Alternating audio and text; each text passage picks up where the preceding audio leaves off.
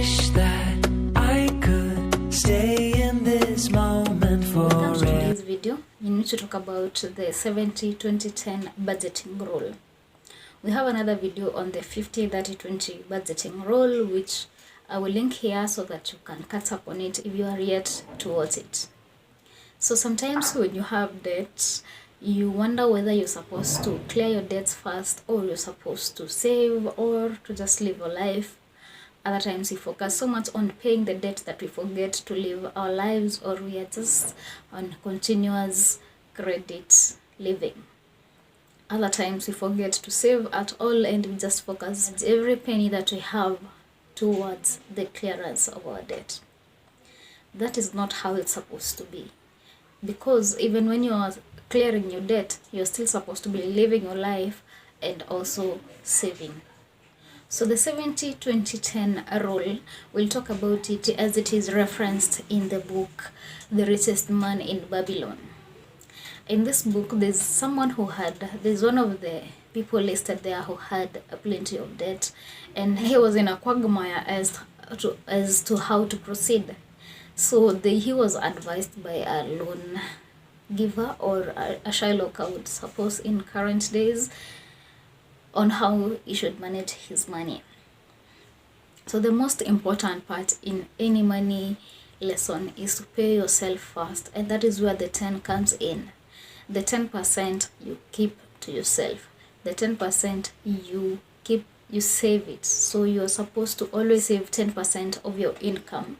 This will go towards your savings, your emergency fund, and with time it will also go towards your investment once you have enough. So pay yourself first, 10%. And by the way, if you're a Christian and are tithing, the 10% you are referring to, your 100% now will be the after tithe, what remains. So you get your salary, net salary, then you take out your tithe, and now the 100% of what you have now, what we have after the tithe now, is what we'll be working with as the 100%.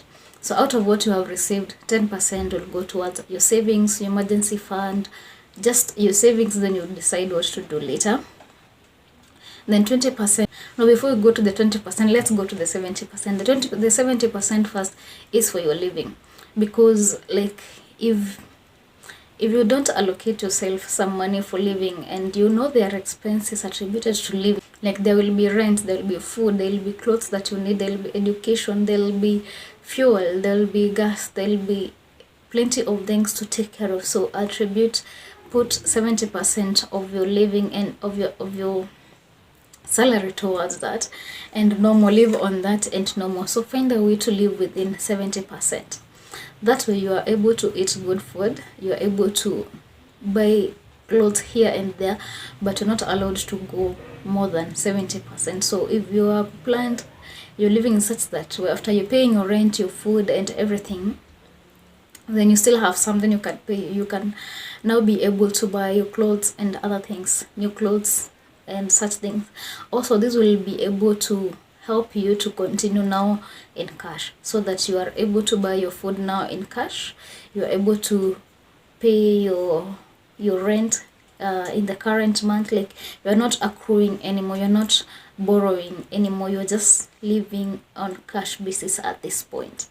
Then the 20% is supposed to go towards either debt clearance or investment. If you have debt, since you're already saving 10%, you should commit this towards the clearance of debt, so that you can clear your debt, you can stop paying interest on it, so you can just pay it, but gradually, so that you're not in a fix. You are paying your debt, you are saving, but you're also living, so you're not depressed because all your money is going towards this and that. You also have some money for your living, for your saving, and for your debt. So the person in the book was advised to list all the debts that he had, and to go to every old person. Then they should tell them their plan on how to pay. Like, I'm only left with 5,000 to clear debts, and I have 10,000. So I'll pay all of you. I'll pay each of you 500 every month. so that in 4 months I'm able to clear all your debts. So that if they agree, hoping that they agree, but even if they do not agree, then what can you do? Like, don't go further into debt because of that. This is a way of getting you out of debt, as well as helping you to save, and you're not miserable at the same time. So 70% is for your living expenditure, 20% for debt clearance and investment, 10% is for your emergency fund. The 20%, once you're done with clearing debt, you should now focus it on investments. So if you don't have an amount that is enough for you to start an investment or to put into a project, then continue saving it. And if you think that you're good with that, with only the 10%, then you can now put the 20% into personal growth or development. You can also attribute part of it towards, you can increase your saving, because that is very important. Because you have this 20%, you can increase your savings, and then you can now do, like, you can commit it to maybe a vacation or traveling or personal development towards a course or something, some extra education, or because now you have already learned how to live within 70% of your salary. Don't increase it to now 20%. Just put it totally different. Like, if it is for a vacation now, that is totally different. This is it's not part of living expenses. This is something that will be financed outside of the daily living expenditures or expenses. And the 10%, once you have accumulated quite a bit amount that can be invested, then you should put that into investment so that it can continue multiplying, or it can at least beat inflation and should not be losing value.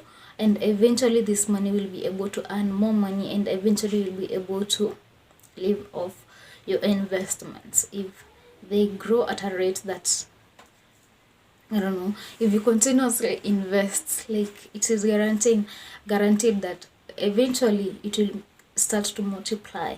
No matter how small or gradual the growth is, eventually you're making something out of it. And this is money you'd have squandered or just splurged on something, but you're saving it for yourself. I mean, besides the feeling of the discipline, that this is money that is belonging to you, that belongs to you, and you don't have to spend it on anything. It's just for your emergency and investment. It is quite fulfilling. So that will be it for this video. I'll see you on the next one. Kindly consider subscribing, commenting, and liking, and also sharing this video.